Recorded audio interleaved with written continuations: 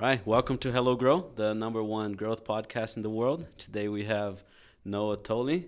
Noah, just a little bit of an introduction to the man himself. High performance sales manager, sales leader, top rookie, top sophomore of the year.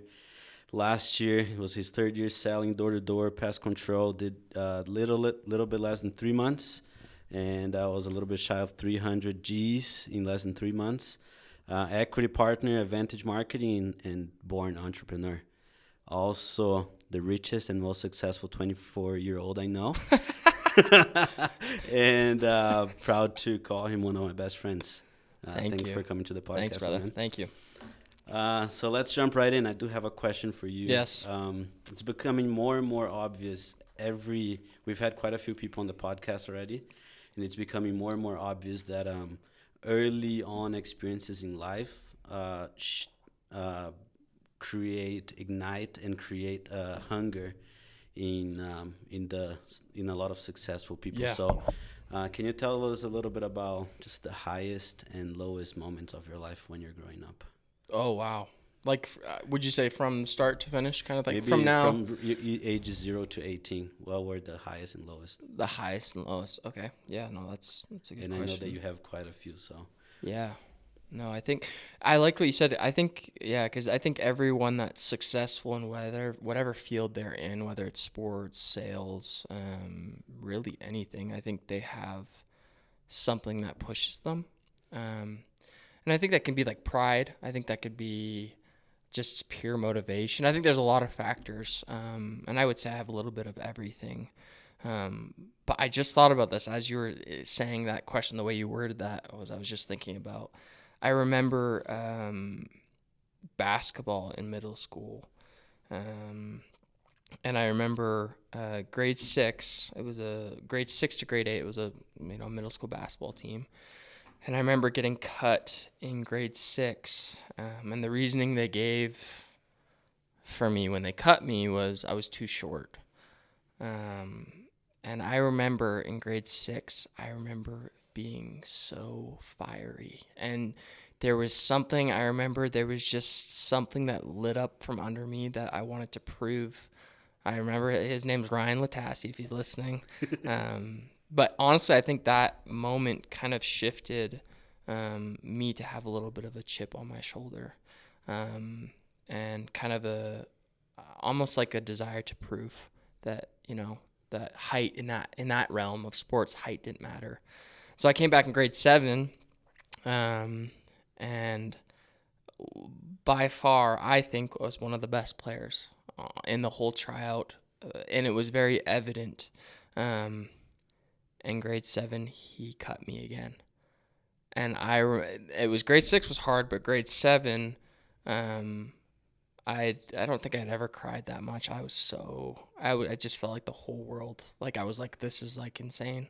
And then, yeah, long story short, I ended up making team grade 8, whatever. It was fine, everything. But I think that small, little, just hard thing that I felt, at a young age, maybe 10 or 11, I think kind of like pushed me for everything else in life. It kind of gave me like this little, you know me, you know that I have a little bit of a chip on my shoulder. I feel like I want to prove something, and it's pride, and I want to work on that as well. But I think that was a big pushing factor. But that's definitely not the lowest of the lows or the highest of the highs, but I just like the way you asked that question. I think we all have things when we're growing up that make us into who we are. And I think that was the start. That was really the start to kind of this entrepreneurial, be the best that I can at such a young age. And so I worked tirelessly in my sports, and I practiced obsessively. And I was in the gym, growing up, I was in the gym probably at 4:30 a.m., 4 times a week, church gym with my dad, shooting, So it just kind of built me into sports. I think really built me into who I am, to be honest with you. But yeah. There's Chandler Smith, we've talked about him Yeah, a yeah. little bit. And he has a basketball court in his house now. And I love the story that he talks about. I got cut from the high school basketball team, but now I'm the only one from my high school who has a basketball court. That's awesome. So that's the flex. But I don't think there's anybody that goes and accomplishes something phenomenal without, at least from a secular perspective, without some sort of chip on their shoulder. And I think the highlight of that is, what highlights that is that every good hero story only exists because there is a villain. Yeah. There was that backstory that gave him this drive to solve something that had never been solved, and go and excel in a way that they hadn't excelled in before. No, it's so true. Yeah, and that's like the smallest example that I could give. But now that I think about it, I think that was kind of the start of like this like fiery Noah to kind of go and accomplish. A star was born. Sure. I mean, I wouldn't say that, but I definitely think. But now to really focus on, I guess, your question of the lowest and the highest of highs and the lowest of lows. I think with that also comes another background of me, and you know this. I've talked to you about this, but I have severe OCD, and I've had severe OCD probably since I was grade 6. And so that's drastically and dramatically impacted me, in a huge way. Still to this day, every day it impacts me in how I think, how I do things. And so I think that's also a big part of who I am is that. So there's this video where a guy asks a really successful entrepreneur who is a twin, and the successful entrepreneur was multimillionaire, and the twin was in prison. And the same question was asked to both, and they said, "How did you go?" You've probably seen this video. How did you go and do what you did? And he said, "Well, like I was, as an entrepreneur, I was raised by these parents. I was given these opportunities. How could I not be a successful CEO?" And the same question was asked to the brother, the twin that was in prison. He said, "I was raised by these parents. I was in these situations. I was given these opportunities, or I was put in these circumstances. How could I not end up in prison?" So as you're talking, there's a bunch of other kids that probably got, 100%, there's a bunch of other kids that got cut from the same teams you got cut from. 100%. That have OCD or have ADD or whatever it is, but you've leveraged it to turn yourself into this high performer and high producer.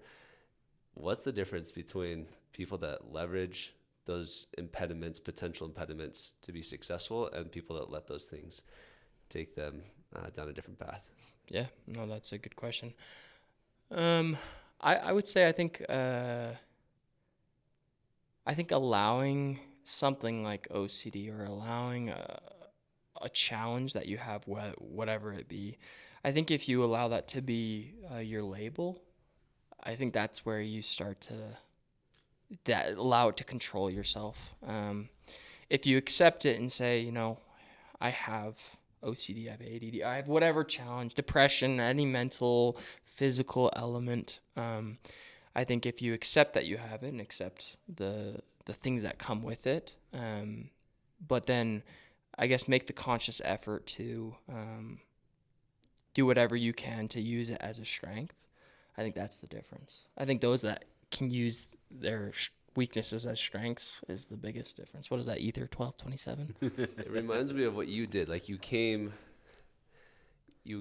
as an immigrant to America, and you had all of these things that statistically should have been against you. But now we have a company where we have employees in 8 different countries because of the work that you did to bring on 35 employees and team members in Brazil. Like, I think people have these things happen, but they don't realize this weakness could be your greatest advantage and your differentiator. I could have said, and so many people, it kind of drove me crazy when I was in school, and then I would get to know these people that are also from Brazil or other countries, and hearing them talk about their lives in the U.S., and they were always scared, and then not betting, not taking a lot of risk.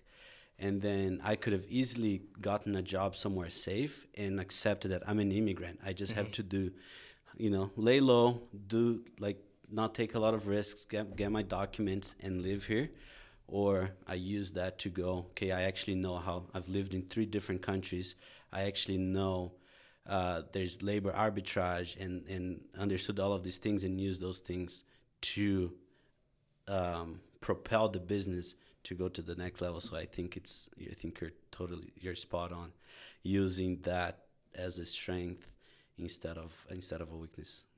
Very cliche, but there's so many ways that can be No, applied. it is very cliche, but I think it's that phrase, the grass is always greener. We always I think our cons are viewed as other people's pros, and I think our pros are viewed as other people's cons. So everyone's pro is different than their con. I think I think it's very subjective.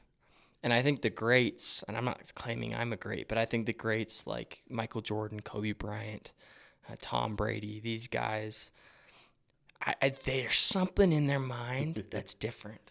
They just have locked into something that not the 99% aren't locking into. And I think it's incredible. They're just, the cons, they don't let the cons, override. I think all of those people, all of those great people, all of those successful people, at one point, they were crazy. Yeah. And because of what they've done over the years, that crazy became great, right? Mm-hmm. So I think there's a certain level of craziness that we all have when we're early on, Mm-hmm. but later on that's considered genius, or that's considered super brilliant or smart, and Mm-hmm. you become great. I'm curious on your take, so I'm not going to attempt to analyze beyond that. I totally agree that they're perceived as crazy and then turn Mm-hmm. into, oh, you're this How many genius. times have you been called crazy by people close Yeah, to all the you? people that say, my dad that was a doctor, so I cut my teeth in life doing door-to-door sales, which anyone listening to this, Mm-hmm. getting into sales early creates the skills and the grit and the belief in yourself, plus the financial backing to springboard your life. So I highly recommend it to anybody that is predisposed in that way at all. But my dad was an ophthalmologist, and I said, hey, the kid that's recruiting me, his first year he made $96,000. And my dad said, Court, I don't know, maybe he did, maybe he didn't, but all I know is I went to school for 13 years and I never made $96,000 in 3 months. And then I went out and did it. I didn't make $96,000 that year, but ended up in the next years making hundreds of thousands of dollars, Mm-hmm. and then recruited and trained a kid who did go make $101,000 in his very first summer doing it. So my question, what I'm curious about is, we see these greats and what makes them tick. A little broader of a spectrum, there's a bunch of people that start door-to-door sales or any sales position that go and crush it. I'm curious about both of your opinions, because you've both been sales leaders and worked with people that have been phenomenal, that maybe you didn't think were going to be phenomenal, and then people that you thought were going to be great that didn't rise to the occasion. So I'm curious on what the profile is of somebody that's if I can get these attributes, I can predict with a high % of likelihood that they're going to be a successful salesperson. Yeah, no, here's my take on sales. I think the best salesmen in the world are either the most awkward people in the world that don't pick up on social cues, that are just really weird to talk to, just super awkward, just kind of you make me really uncomfortable. Why is that true? That is true. That is It's so true. It's my theory is they don't pick up on social cues. When they close they just people, keep it's going. just they someone says something, they're just not picking up on it. It doesn't process on their mind, and they just keep going through the sales. So true. And I've met Golden Door guys who've run Golden Doors, and you talk to them and you're like, you're a little off. There's something off about you. Not in a bad way, but there's something a little bit socially off. So it's either that or incredibly emotional. Emotionally intelligent, and on a high level of being able to pick up on social cues, pick up on every little emotion of someone. That also makes a really good sales rep, in my opinion. I think those two, mixed with, to be even better, mixed with a little dose of psycho. I think if you add a dose of psycho with a really awkward person or a really emotionally intelligent person, they're gonna be insane. But that's my take. I love that. I that is so true though. I don't know the answer to the people that I expected that they were going to be great and didn't turn out to be good, but I have a few people on my team that I did not expect that they were going to do well. And actually, right now, so we opened for interviews about 2 months ago, and then we like to hire from inside of the company Mm-hmm. because then we've seen them for a Yeah. little over a year or for as long as they've Mm-hmm. been with the company. So this one guy, he applies, and I'm like, he does not have a sales. It's like this low profile, talks very softly, humble. Mm-hmm. Um, he does not have a sales, sales bro profile at all. Mm-hmm. And then he shows up at the interview, and then he says, I at my very last question for him was, why should I hire you? Like, why does sales need you? And then he said, well, I'm gonna be the hardest working person you've ever had on your team. That I can promise you. And so I think there's a level of confidence. Usually, people that do well in sales, at least from my experience, they have a certain level of confidence in themselves, and that might come from not being very social, Yeah. socially smart. But there's a level of confidence and even a little bit of cockiness that comes with that confidence. Um, the best salespeople that I have on my team right now, they are confident. That doesn't mean that they are confident all the time, but there's a level of confidence in them. But also that chip on their shoulder. I like to, when I'm interviewing people, I like to understand where they've come from, and what takes them, and what their life goals are. And I know if they have high expectations for life and really high targets, financial targets for themselves, that usually that hunger that comes from something that happened early in life drives them to work harder than everybody else, put more hours than everybody else, but also to day in and day out to put in the work. I think those two things have proven to me to be, there's way more skills and traits that I've seen successful people, but I guess those two are common in the successful ones that I know. There's something that takes them, like there's some experience that they had early in life that create a chip on their shoulder, and they are hungry to prove something or to create some type of stability, financial stability for their families, and a little bit of cockiness and confidence, usually more than others. What you said about the two extremes, it's interesting because so much of life, we spend so much time figuring out how to fit in, how to be normal, how to be middle of the row in everything that we do in life. And that's not actually what the world rewards. Like the world, if what you guys just said is true, you have to be either highly emotionally intelligent or completely oblivious emotionally, so that when someone starts feeling awkward on the doorstep, you're not picking up on the fact that they're feeling awkward on the doorstep, and you just continue your approach and then you can close the deal. Yeah. So I don't know how to, for me, it's been trying to figure out for the first part of my life, how do I fit in? How do I be more and more and more normal, and adding all of these things that I can do to be more what I expected the status quo to be. And then for the last few years, it's been, how do I shed all of these things that I put on myself so that I can actually be more me, because the world will reward me more for that. Plus, and the most important part, I will actually be the happiest and most fulfilled version of myself 100%. If I can just shed all of these other things that I've placed on myself. And what I like about that is that you're not trying to be different. You're trying to be more of yourself. And I think a lot of people, they might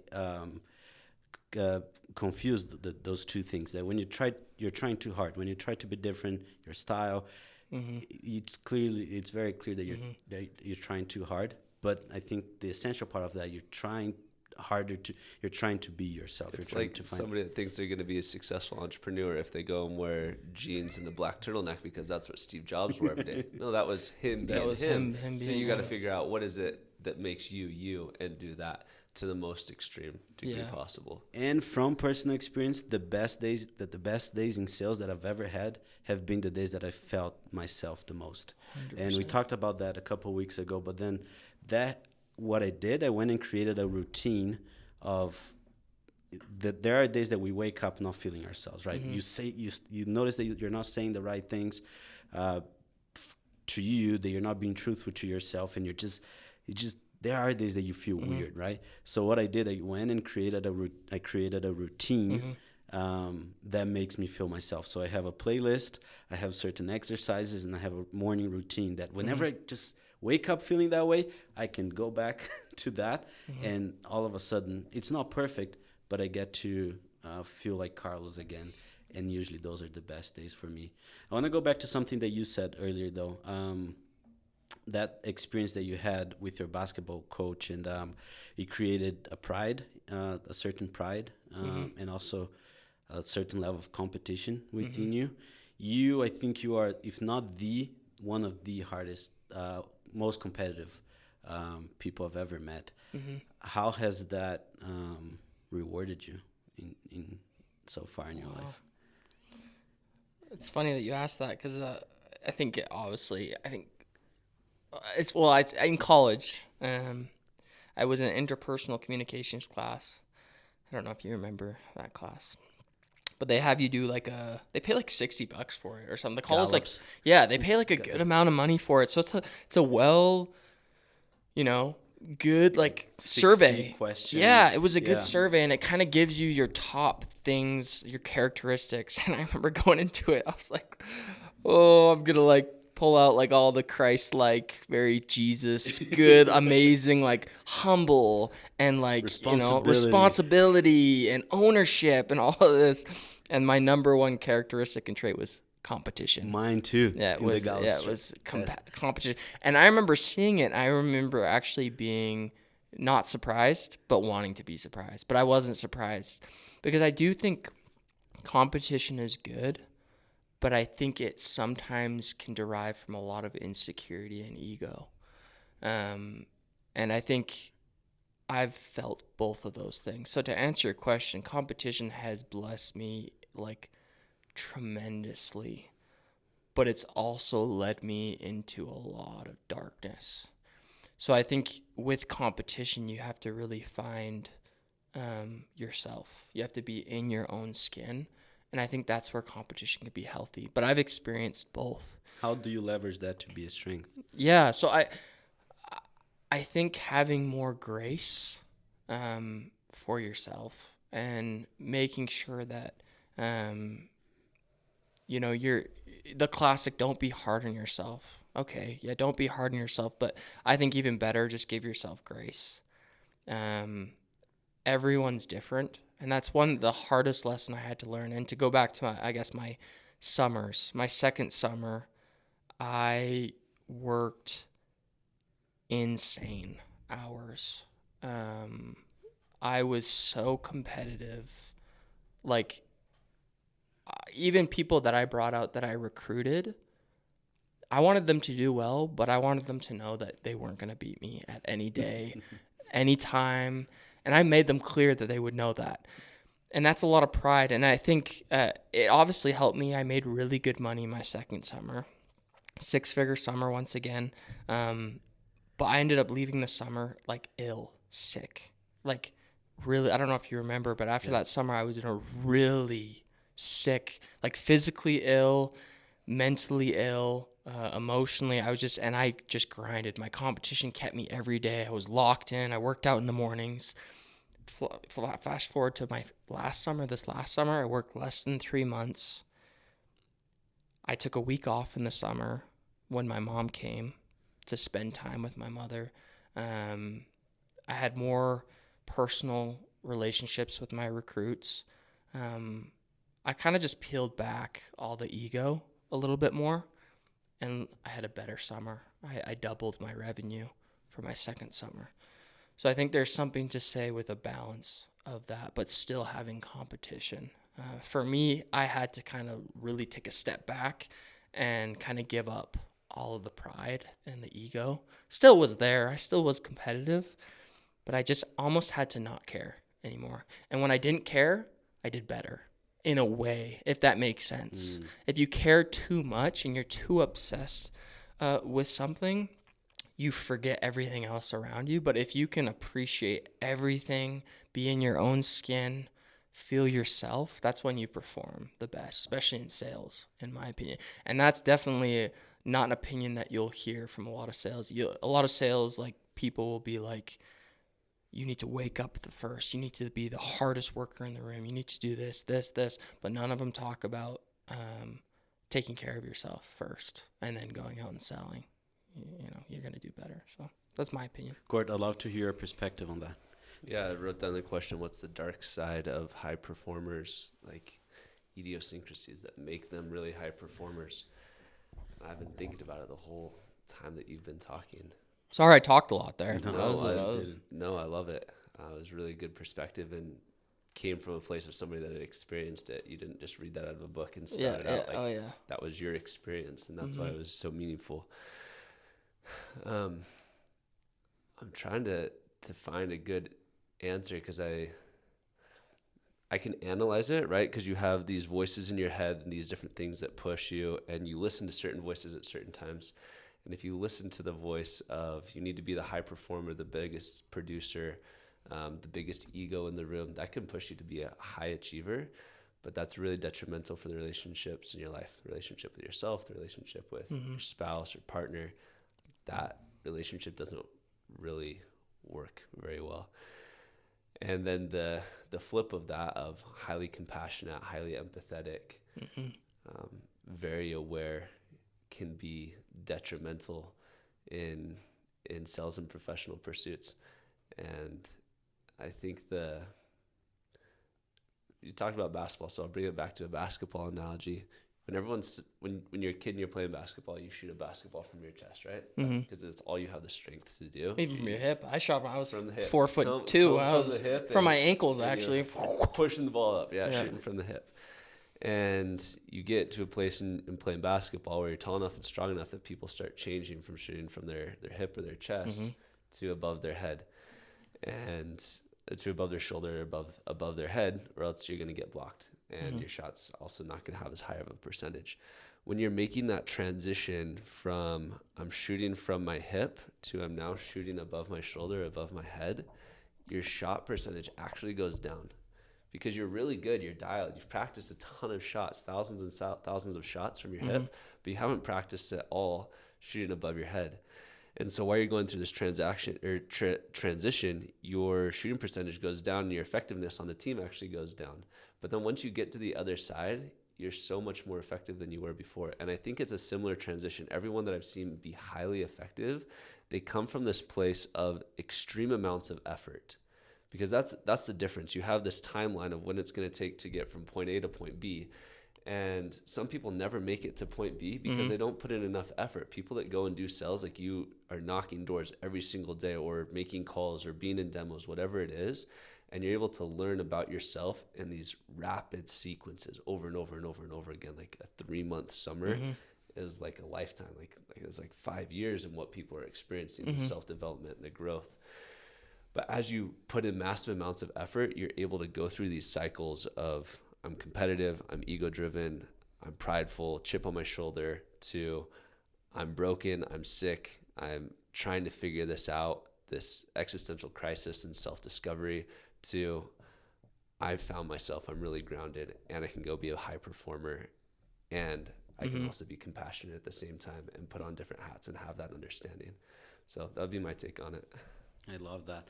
While you two were sharing that, it's so funny because I had the exact same experience. I had the exact same class. We went to the same college, and I took that test. I did not think that competition was going to be my top one. And then when the results came out, I looked at it and I was disappointed. I was like, how is that a strength?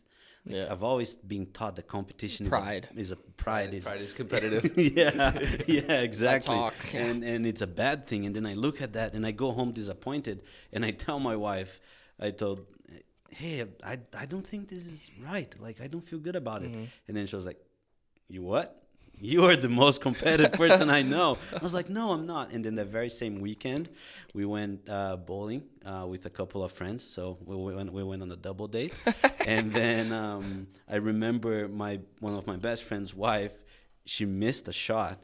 And then I started to celebrate. And I started to like, oh, you suck. And then celebrate that she missed it. And then my wife just, hey, see? See that? You are very competitive. Yeah. And then ever since that moment, I started to create. I've been so self-conscious about that and started to notice that a lot of times in my life, I've been that annoying competitor, right? That you're always trash talking on other people. But I've also, and I was actually thinking about that right now while you guys were saying, like when I'm here at the office and I leave and someone stays working, Yeah. Oh, I don't like it. I could talk Because about I that. have to be the last one to leave. But also on the flip side of that, I've been able to create mental challenges within myself. So sometimes when I have a lot of hard things to do, a lot of hard conversations to have in a day, I put in front of me my favorite chocolate, and then I just tell myself I'm only gonna eat that chocolate when I've done all of these hard things first. Yeah. So I create kind of small Yeah, little that's awesome. competitions with myself, and I've been able to leverage that. But on the flip side of that, it's as and then going back to what you were saying, no, I think as a leader, you do have to you do have to watch that. I feel like because now I have a team of 7, 8 people, and whenever we have a competition, I want to beat them. Like I want to be the best one, but also understanding that it's the spotlight doesn't have to be on me all the time. Yeah. And I rather use that competitive side of me to show the example up to a certain point, but also lift others with me in that competition. So kind of going back to what you said, in your first and second year, you were highly competitive and you wanted to be the hardest working in the room. And then in your third year, you took a step back and you managed that competition. Yeah. Do you guys agree that early on it's better if you just unleash that and if you don't try to manage that? Because that created a lot of success for you early on, that then you became a leader. I think you have to. I don't even think there's necessarily a choice. I think if that's all you know, that's all you know. Until you know what I mean? Until you're broken, until you're sick, until you don't feel like sometimes living, until you get to those points in life, that's kind of the only things that'll change, your circumstances and change your view on how to work and how to be a healthy worker. So that I don't know. I didn't know, like for me, I didn't know how to, that's all I knew was just obsession. That's all that was driven. And then I had to learn from my own experience. So.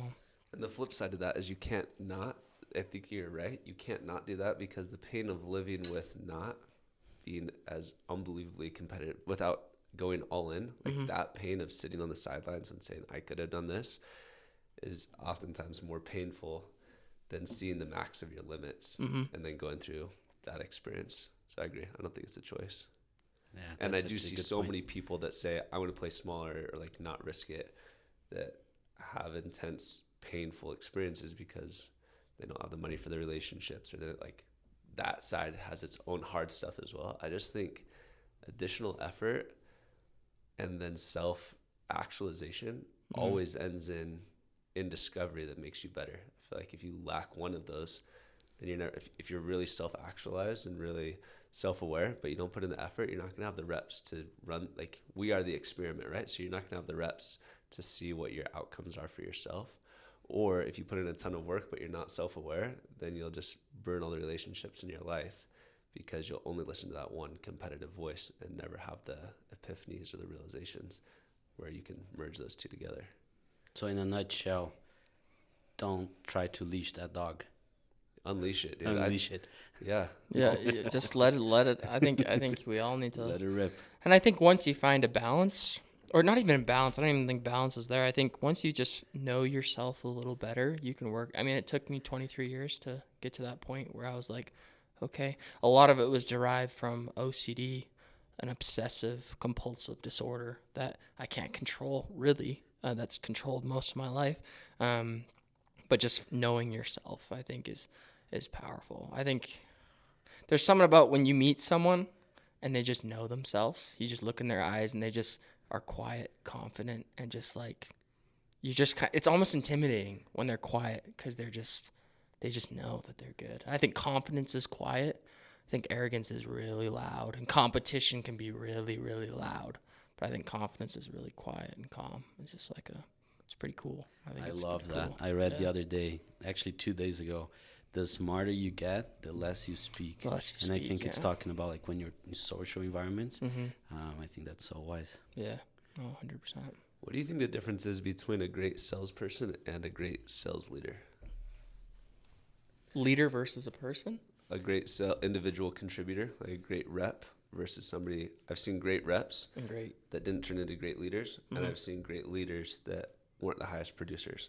What do you think makes the difference? Well, I should be careful what I say, but I see some like recruiters, leaders in the sales industry. Don't get me wrong, I'm not a huge recruiter. I'm not going to lie, I don't really like recruiting. It's not I will because I think it's good money. But I always find it interesting when I see like a recruiter or a leader that doesn't sell, like barely, not a great sales rep, posting on their Instagram stories about come sell, the best money in the world, this and this. And I'm just like, that's how you're recruiting is through your stories. Sure, they may come to your team, but they're not going to be a great. What I'm saying is you have to put your money where your mouth is. To be a good recruiter and a good leader, you have to lead in the front, and you have to be a good sales rep. I firmly believe that. I don't want to follow someone that's not selling good. If that makes sense. That would not, Yeah, I think you're totally right. You can't ask something of someone that you're not willing to do. You're not willing to do, yeah. And you don't have credibility if you're telling people to do something that you're not doing yourself. Yeah. Right? It's like a chain. It's like a long chain that just keeps going. Like one person that doesn't sell well recruits another person. The bar is right here. That's all they know. Maybe they pass the bar. The bar is so small. But if the recruiter's selling up here, the bar's already up here. People are it's just going to follow. It's just going to keep going. So I don't know. That's why maybe I have a hard time with recruiting, because I'm like deep down, I'm like, you got to put in another amazing summer in order to get, guys. And I'm like, I don't really want to, but you have to. It's almost like it's a non-negotiable. You have to have some numbers, some, ability to back up your leadership, if that makes sense. I disagree with both of you guys. I think there's you probably know more than me. So we love disagreements. So this is good. Not a shot at you. We talk about disagreeing all the time and how we need to have more of it because that's what sparks innovation. I've seen. So a great example is Vess Pearson is the president, I think, CEO of Aptiv, and they're nearing $1 billion valuation. He doesn't own any records. He was not a top rep. He was a fine salesperson. And today's sales would probably be below average, but good. But there's some qualities that he's had that I've observed that have made him one of the greatest leaders that I've ever seen. Not a terrific salesperson. On the flip side, I've seen some individual contributors that have gone out and just crushed and had massive summers, but lack some critical skills to go on and then repeat that. In a summer itself, I totally agree with you that, and maybe this is the extent of what you were saying, but I hope it wasn't, because I do want to be able to disagree and have that conversation. I actually, to be honest, I take back everything I said, because I actually, now that you're saying it, I actually do agree, but you keep going. I don't think they're very different. I think the way I said mine was very extreme. I think I said you have to be a top performer. I guess that was wrong. I think the principle that I was trying to say was just you got to be able to lead from the front, I guess. But I think what you're saying is Keep going because I want to hear. There is one. I think this metric holds true that the average that a team sells will be about 80% of what the highest producer on that team sells, and that generally needs to be the leader on the team selling that from the front. But I don't know if that leads to long-term success necessarily. Anyways, that was I think going back to, I actually agree with you both. Well, now that I'm seeing his point, because president of Brazil. But I don't think what we were saying is that you have to be the top one. What I was saying is you have to be willing to put in the work so that your team as a leader feels like you're part of the team, that you're one of them. Yeah. And they understand, and helping them understand that you don't have as much time as they have, but you're still putting in the work and you're still selling. So, for example, that what's his name that you just mentioned? Vess.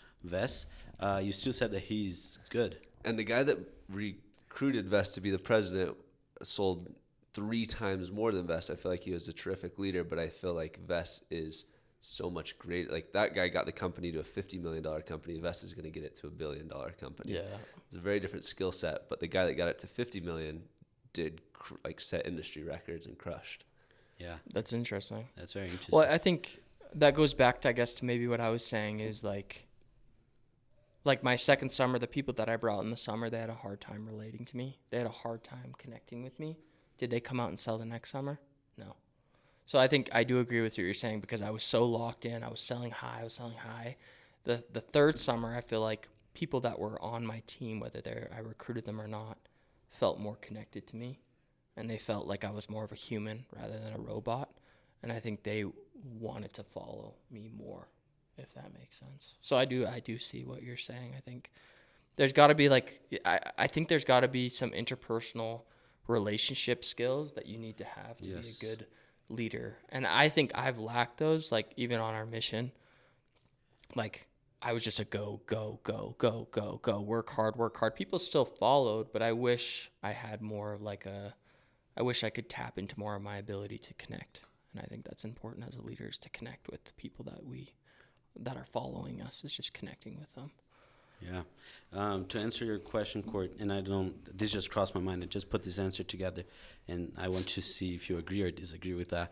But the difference between a great sales rep and a great sales leader, I feel like the sales rep has to be extremely focused on his craft and locked in and almost myopic in their approach to follow, to sell, to talk to people, to talk to as many people as possible, and to improve her craft. As a leader, you need an entire set of skills, and most of them have to be understanding how people operate and what takes certain people, and understanding that certain people react differently than others, but also and using that to motivate every single individual in your team in a certain way. So you can be as myopic as a leader.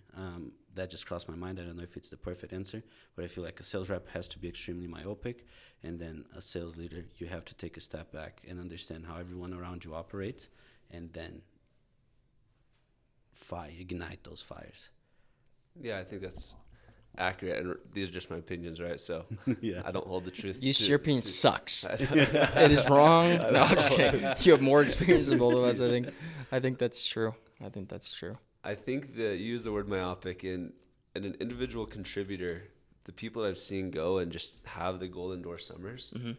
Like I remember one summer, it was my first summer leading a team, and the guy that came out, and it was his first summer, and made $101,000. That's more than I made that summer, and it was his first year. And I had a team that I was making money off of. And I remember we were all single. We were in LA, and we went to Beverly Hills, and there was a table. There's me and 2 other guys, and there's a table of 3 girls. And one of the guys was like, dude, we have to go get those girls' numbers. We have to hang out with them. And he keeps talking, and it's like all these plans that he has for these girls that we never ended up actually talking to. And he looks over, so he and I are both looking at the table of these girls, and the kid that broke the record is probably better looking than both of us, and if the girls would have said yes, they would have said yes to him. He's scrolling through his sales and where he ranks in the company. Oh no. He's not even he's not hearing the conversation. He's just there, obsessed and myopic on the single goal of how do I be the highest performing rep in the company. And he ended up going and breaking the first year record. Oh, I thought you were going to say he went to the girls No, and no, showed no. them. I was like, that's why I said, oh no. I was like, that's so bad. But he didn't even want to go hang out with him. Like, we couldn't get him to do anything other than sell. And I think the thing that makes a fantastic leader is being just as myopic, but about something else. It's instead of how do I get the most sales, it's being unbelievably obsessed with what's important to this person that reports to me, and how can I provide the perfect incubator and environment for them to get exactly what they're wanting to get in life. And if you become obsessed with that, and you can do that for person after person after person, I think that's how you get followers. You, not from a social media perspective, but from like an actual leadership perspective, is people want to follow somebody when they know of all the people I know in my life. If I follow this person and latch my trailer onto that truck, I have the greatest chance and greatest success of having the exact life that I want to have. So I think it's the same degree of obsession, but just slightly different from internal to external. People in your team, they need to feel that you know them and you have their best interest at heart. And a leader is an empty title if no one's following you, right? We've talked about it, and then that creates loyalty, because I know that person is gonna be next to me in the fight, and he wants my best. He wants my best, and I am not gonna question his choices, because I know they're he wants my best. So totally agree with you. No, I want to know, changing subject slightly, but still in sales. I met you 5 years ago, 7 years ago, 6. I got home from my mission 4 years ago, 3 days ago. So I met you 6 years ago, and for the 2 years that we were on our missions, we never talked about sales. What got you into sales? I was gonna say I never thought. Did not. It was not something that was in your head at the time. But what got you into sales after all? I got recruited when I got home from my mission. Scott Mazatinik. Shout out to the beast. Shout out to Scott. He recruited me, and I said no. That was it. And then I just wasn't ready that summer. I didn't want to. I don't know. I just had no desire. It just was whatever. But then there was part of me that was itching. I was like, oh, I could beat all these guys. That was the pride in me. And then about a year later, or 6 months after the summer, he sat down with me at dinner and then just kind of went through the numbers and I'll tell you right now, I didn't care about money at all. I had no money, never. Think how nice your life was. You didn't care about money at all. No, I really, when I heard about sales, this sounds so prideful. But I also think this is what's led me to be able to sell decent. He was going through everything with me.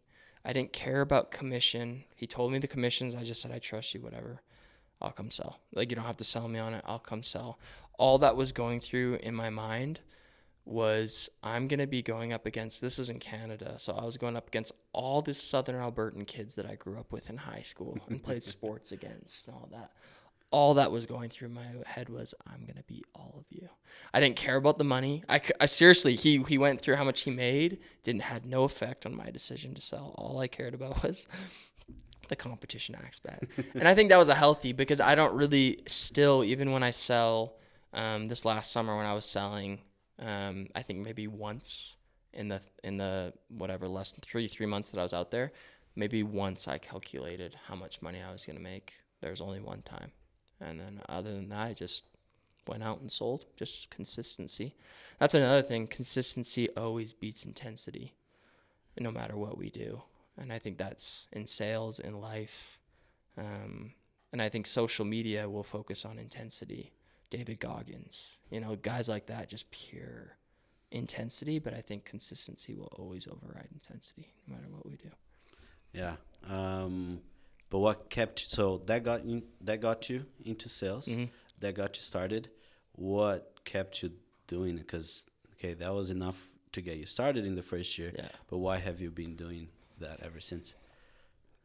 I think money is so awesome. Yes, you can drop that.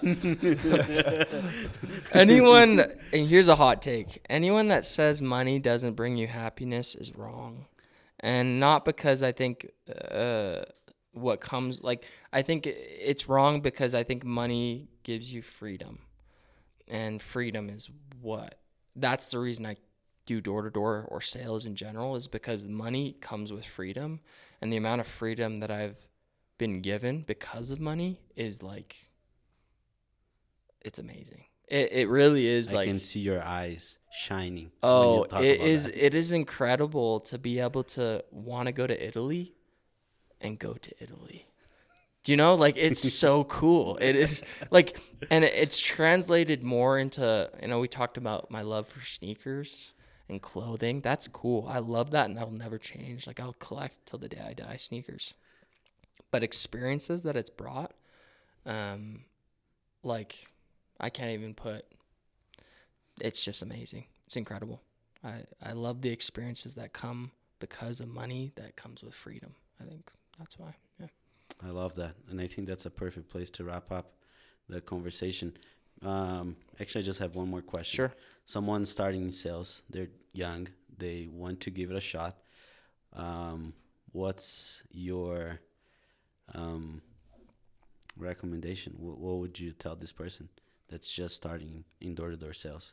Door-to-door sales. I mean, in my short 3 years of experience, But very successful. in my short 3 years of experience, I would say, I think everyone, unless you're doing what you guys are doing, and are successful and doing well, I think everyone should do at least one summer of door-to-door sales, whether you think you have the personality or not. And so I would tell them to just do it, first of all.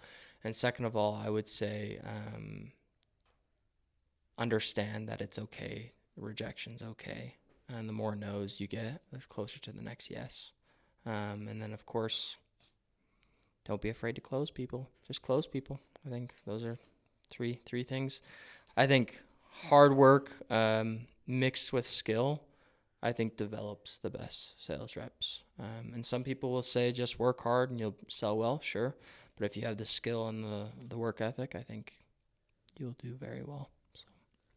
I love it. Court, any more questions from you? No, I've loved reminiscing a little bit.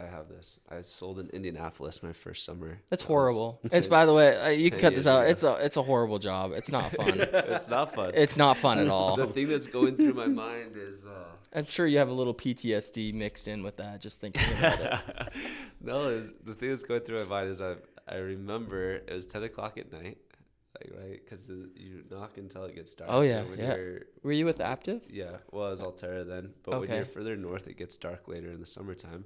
So it was like 9:30 that I was knocking the last door, and then 10 o'clock wrapped up the sell, sitting on the curb waiting for somebody to pick me Classic, up. yeah. And I calculated that I made $1,000 that day. And it was the first time I'd made $1,000 in a day.